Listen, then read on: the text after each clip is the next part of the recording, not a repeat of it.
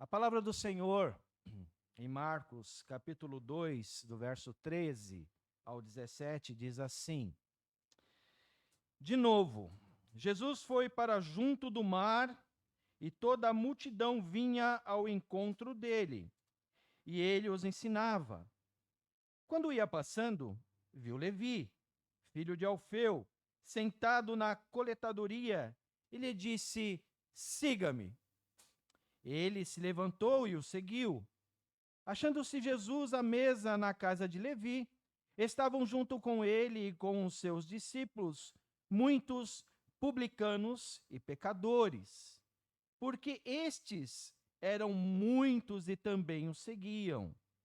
Os escribas dos fariseus, vendo Jesus comer em companhia dos pecadores e publicanos, perguntavam aos discípulos dele: por que ele come e bebe com os publicanos e pecadores?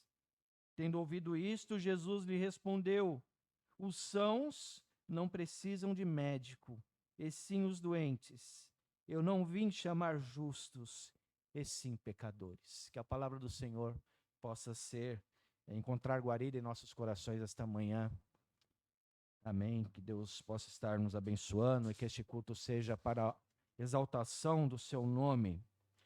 Chegamos no capítulo 2, aí nessa parte do verso 13, a segunda mensagem do capítulo 2 dessa série de Marcos que nós estamos pregando.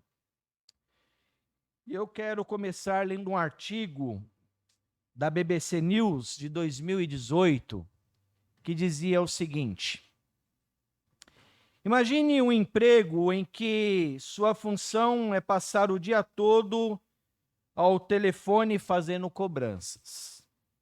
Não é exagero. É o dia todo mesmo, com direito apenas de uma pausa de 20 minutos para a refeição e outras 2 de 10 minutos cronometradas, assim como as idas ao banheiro. Do outro lado da linha estão clientes irritados pelos problemas causados por uma empresa da qual muitas vezes você não é funcionário e sobre a qual não tem qualquer responsabilidade.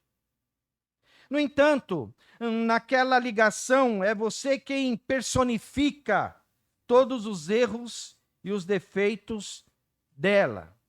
E por causa disso, acaba sendo alvo da ira de todos aqueles consumidores insatisfeitos. Os xingamentos vão desde burro, incompetente, até você não presta para nada. Por isso, nunca vai deixar de ser operador de telemarketing. Desligar o telefone não é uma opção. Então, a única alternativa é escutar os insultos calado. E não dá tempo de respirar. Enquanto você tenta esquecer as ofensas que acabou de ouvir, o telefone toca de novo. E é preciso disfarçar rapidamente e dizer com a voz simpática: bom dia, Senhor, em que posso ajudar? Meus irmãos, domingo passado, nós tivemos a mensagem do início do capítulo 2. Vimos a respeito ali desse texto da cura de um paralítico. Alguém que era rejeitado pela sociedade. Porém, aquele homem rejeitado encontra em Jesus a graça salvífica e foi curado não só fisicamente, mas principalmente pela fé, alcançou o perdão dos seus pecados. E aquele ato de Jesus causou uma perplexidade aos que estavam aglomerados para verem Jesus e ouvirem. Perplexidade maior daqueles que se julgavam justos por conhecerem os ensinamentos das leis de Deus, dizendo que aquela atitude de Jesus era uma atitude de blasfêmia, conforme o capítulo 2, verso 7. E uma pergunta foi feita domingo passado na mensagem: a pergunta foi a seguinte: qual é a necessidade do homem? O texto de hoje que acabamos de ler nos mostra mais uma vez a manifestação da graça salvífica a outro homem rejeitado pela sociedade, agora não por ser paralítico, mas por trabalhar em um local onde era odiado pela sociedade. A coletadoria de impostos. E vemos mais uma vez aqui Cristo com chamando pecadores. E Cristo mostrando que ele, mais uma vez, vai na contramão dos religiosos da sua época. E nesse primeiro momento, meus irmãos, Marcos nos apresenta Jesus voltando para a Galileia e à beira-mar continua a ensinar a multidão que o seguia. Verso 13. De novo, Jesus foi para junto do mar e toda a multidão vinha ao encontro dele e ele os ensinava. Este ensino que Marcos coloca aqui mostra que Jesus toca o coração daquela multidão, mostrando qual era a verdadeira necessidade da humanidade.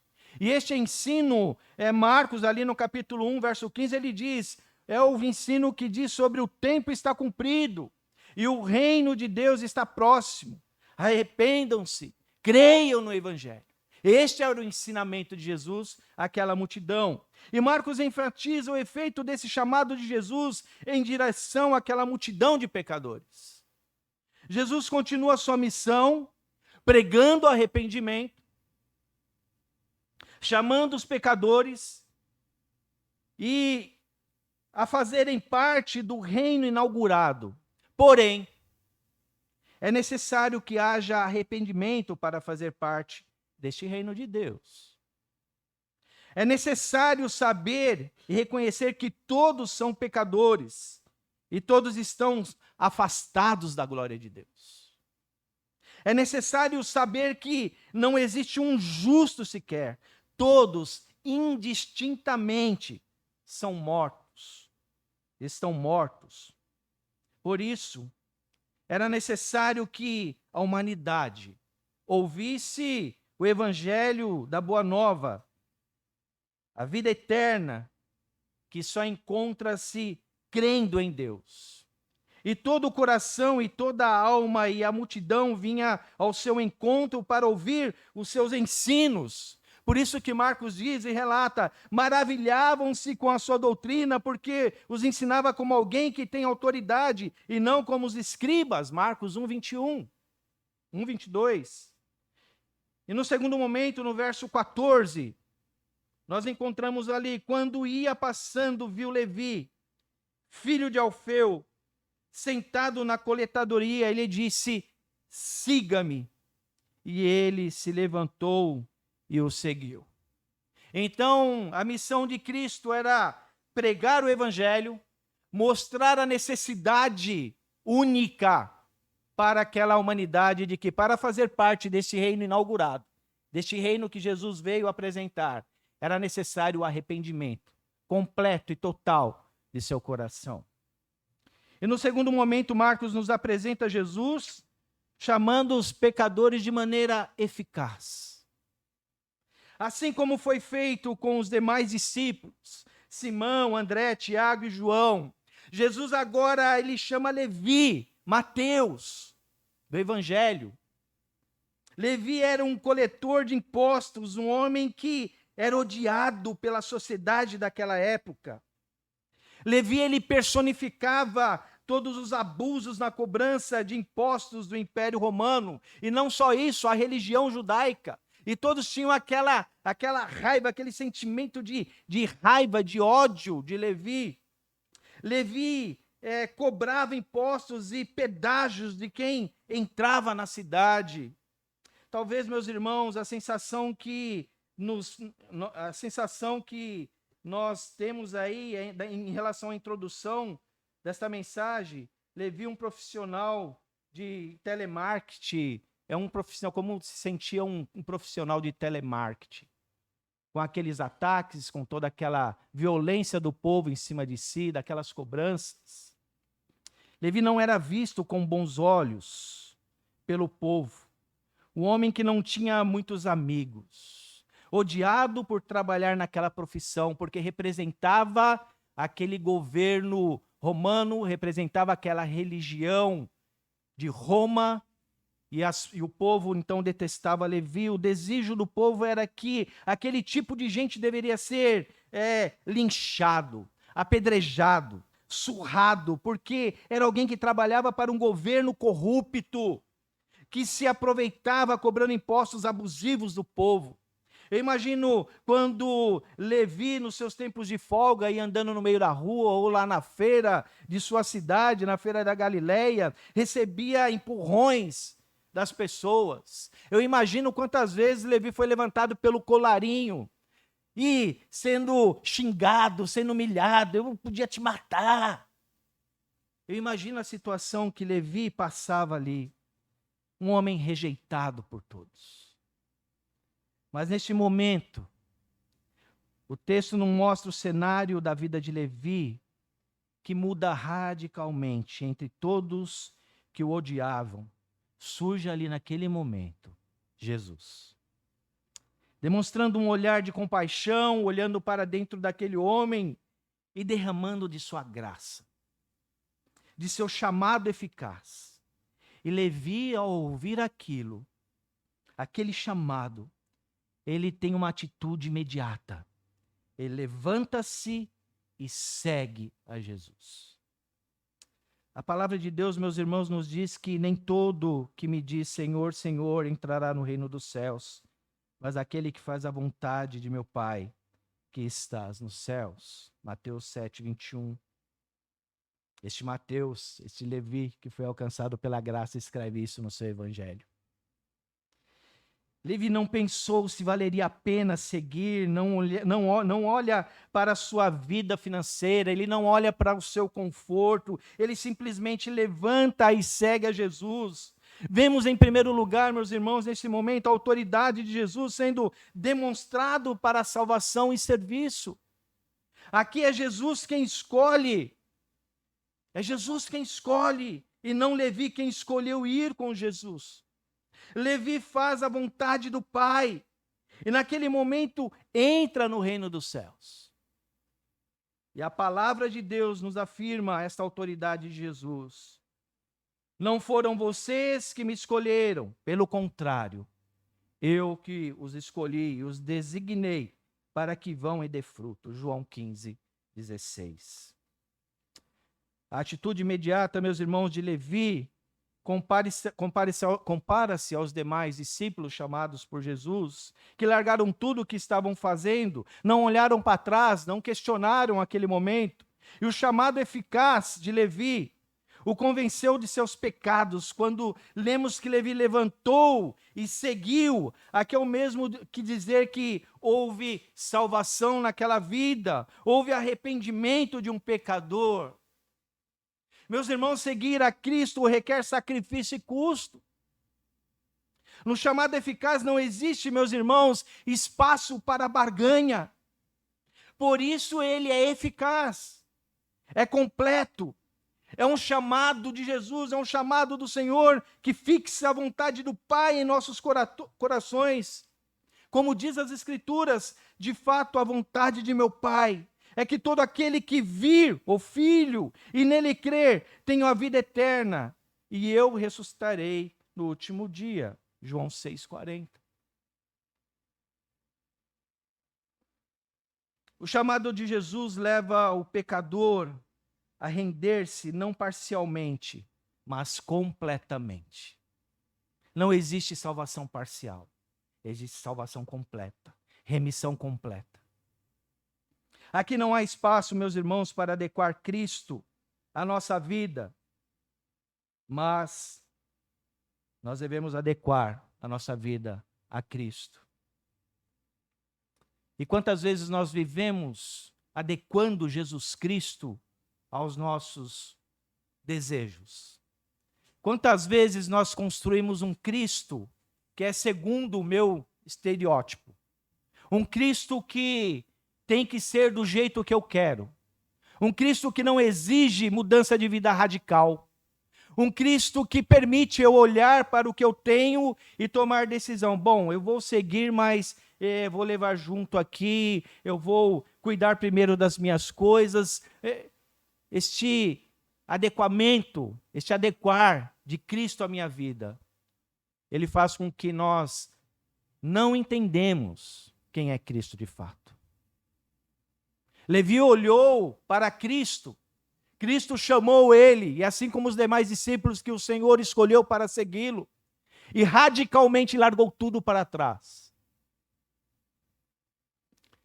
Então nós precisamos pensar se nós estamos hoje adequando a Cristo em nossas vidas. Você que nos vai assistir no YouTube, às vezes você adequa a Cristo na sua vida, no sentido de que não há necessidade de um culto presencial, de estar junto com os seus irmãos.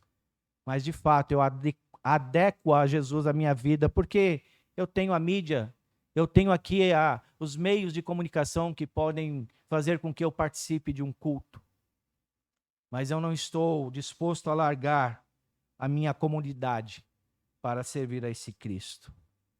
Então, por isso que a palavra do Senhor ela nos ensina esse chamado eficaz de Cristo. Ele requer da sua vida, meu irmão, um custo, um sacrifício. De largar aquelas coisas que impedem você de cultuar esse Deus como você deveria cultuar. Que impede você de honrar esse Cristo como deveria honrar. De depender de Cristo em sua vida a cada instante, a cada momento.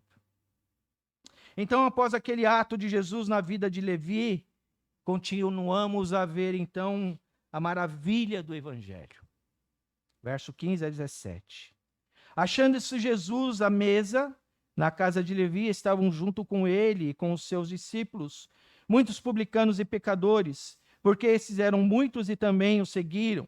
Os escribas dos fariseus, vendo Jesus comer em companhia dos pecadores e publicanos, perguntavam aos discípulos dele por que ele come e bebe com os publicanos e pecadores. Tendo ouvido isto, Jesus lhes respondeu: os sãos não precisam de médico, e sim os doentes. Eu não vim chamar justos, e sim pecadores. Neste momento, nós vemos Jesus Cristo à mesa na casa de Levi, junto com os seus discípulos e muitos publicanos e pecadores, porque esses eram em grande número e seguiam, eram quem Levi conhecia. Eram aqueles que Levi conhecia. Eram aqueles que Levi desejava que ouvissem o que aconteceu em sua vida. Levi, alcançado pela graça salvadora, imediatamente demonstra a sua alegria com um banquete, e neste banquete estão presentes um grupo de pessoas, os publicanos, os pecadores. Meus irmãos, aqui nós temos a presença da escória da sociedade.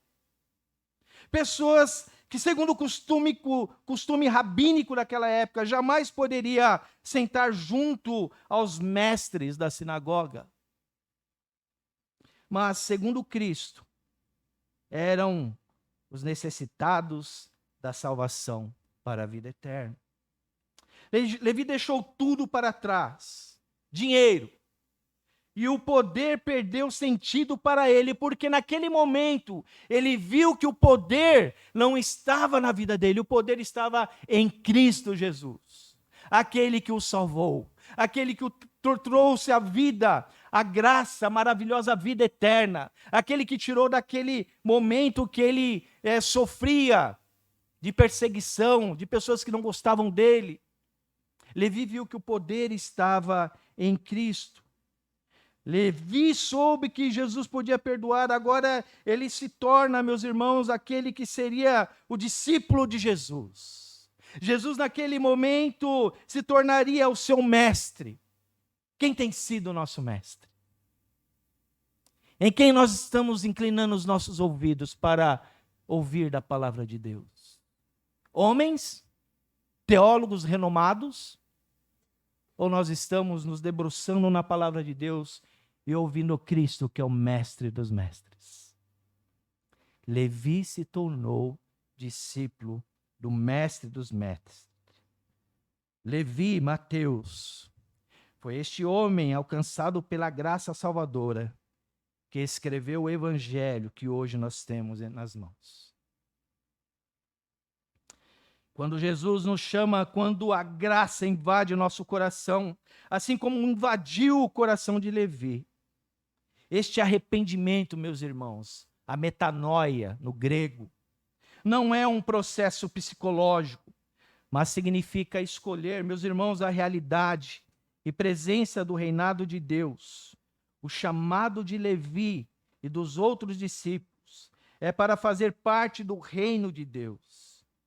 Sendo assim, meus irmãos, um ato de graça, porque somente o rei pode conhecer, pode conceder, somente o rei, ele pode conceder presença diante dele.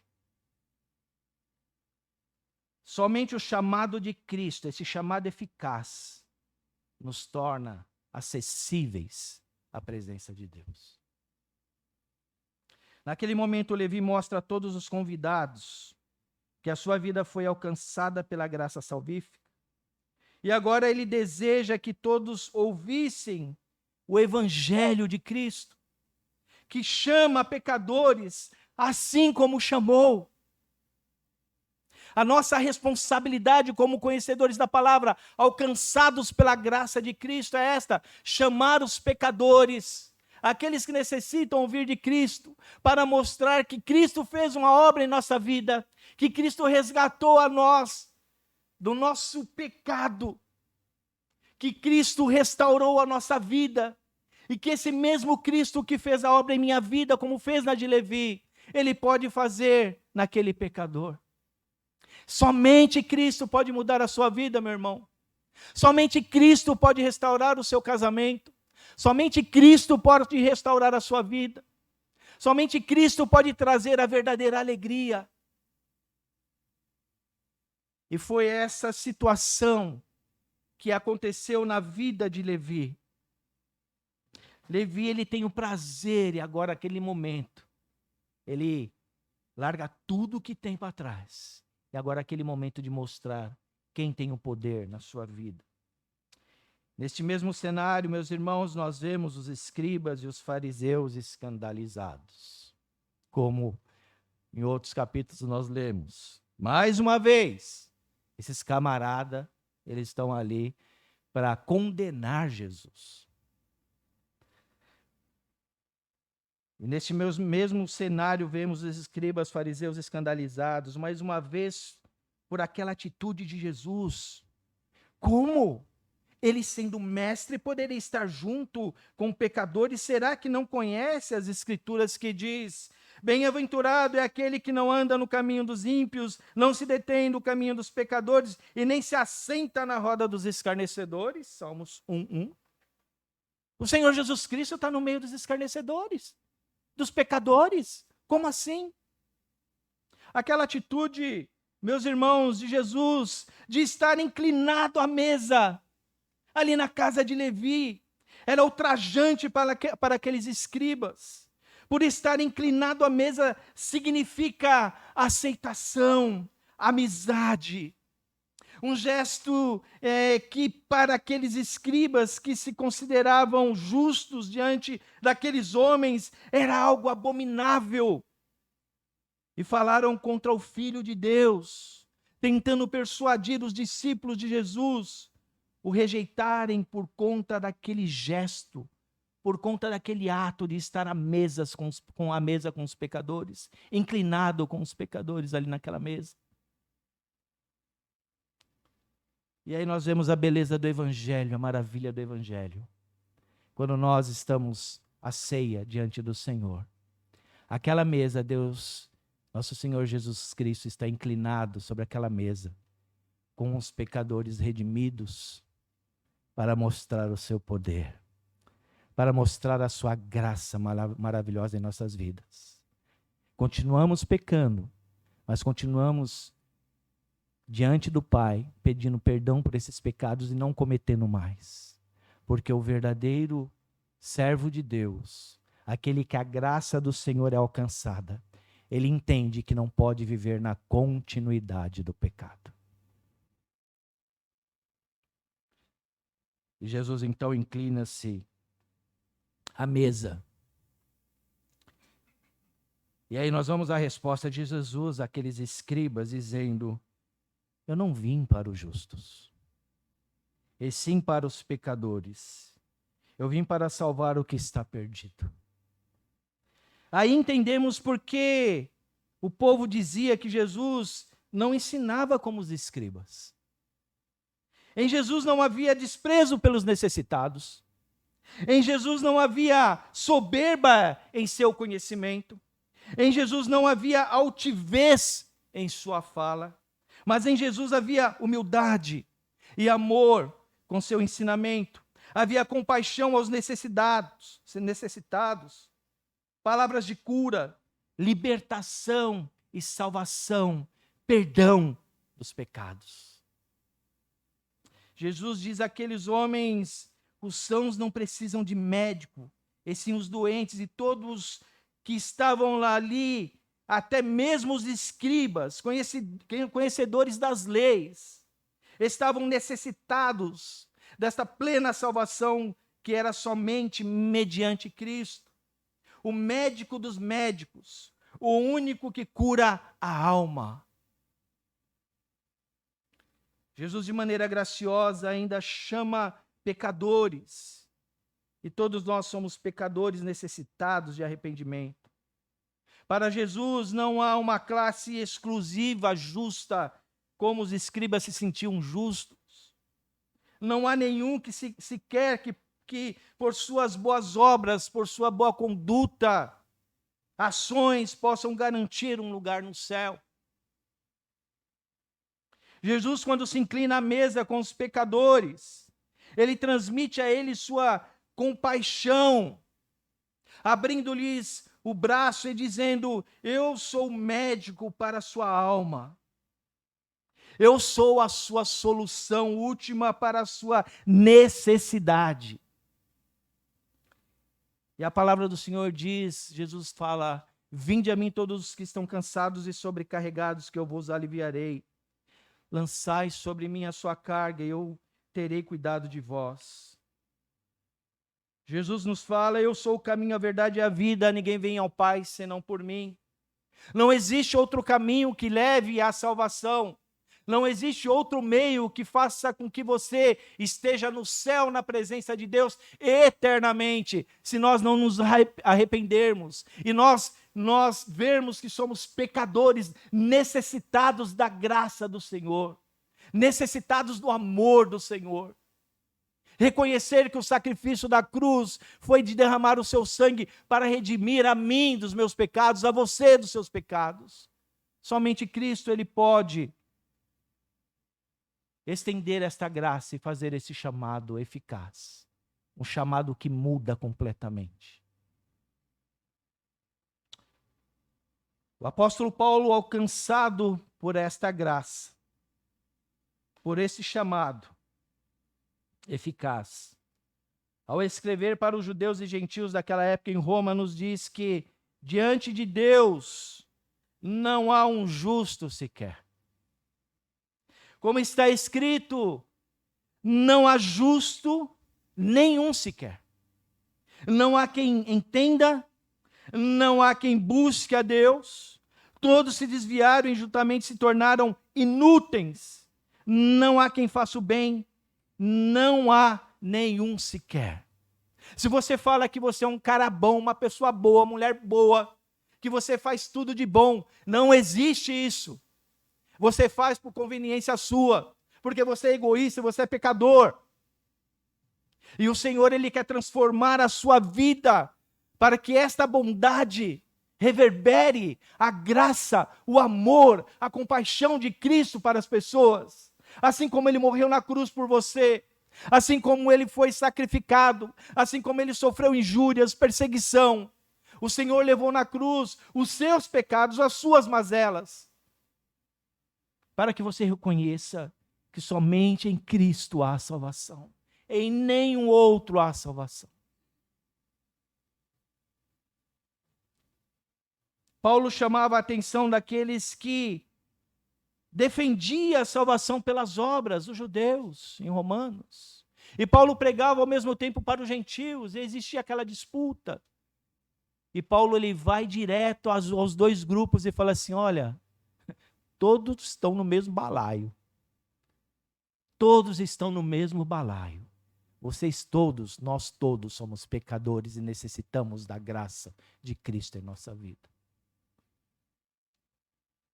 Cristo continua a chamar pecadores por meio da pregação de seu evangelho até que ele volte. Porque não há outro caminho pelo qual alcançamos a graça de Deus. A pregação é necessária para mostrar esse Cristo que chama-nos para a remissão de nossos pecados. A pregação é necessária para continuar convidar pecadores para ouvir a palavra de Deus. Se você quer convidar alguém para assistir o culto e participar do culto, prioridade é um pecador, aquele que não tem salvação em Cristo Jesus ainda.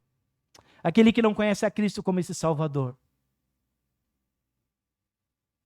Aqueles que se dizem cristãos, que conhecem a Cristo, precisam olhar para a vida desses discípulos e a vida desses homens que é alcançado pela graça e pelo chamado eficaz, largou tudo para trás e continuou seguindo a Jesus, porque sabiam que ele era o Jesus, todo o poder estava sobre ele, e que agora a minha dependência deve estar nas mãos de Jesus.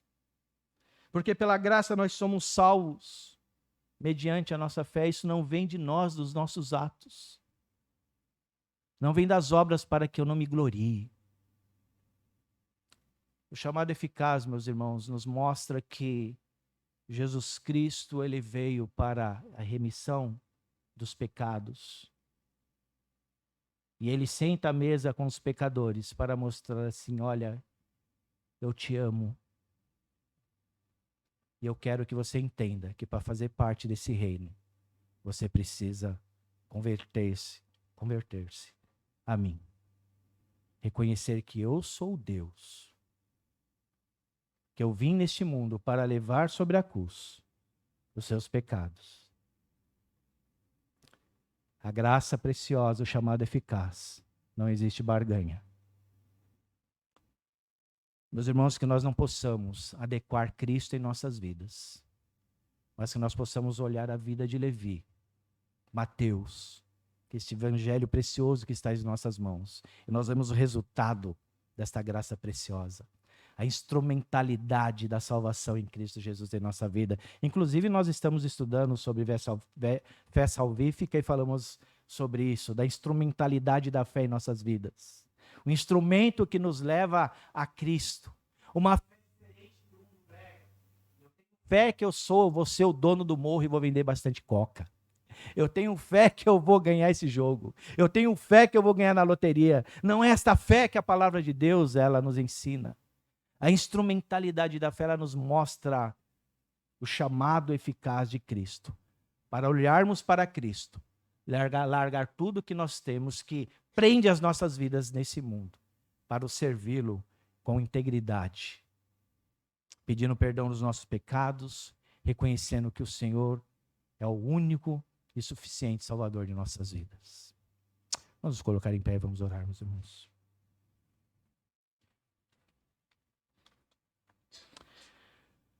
Senhor, muito obrigado, Pai, por esta manhã.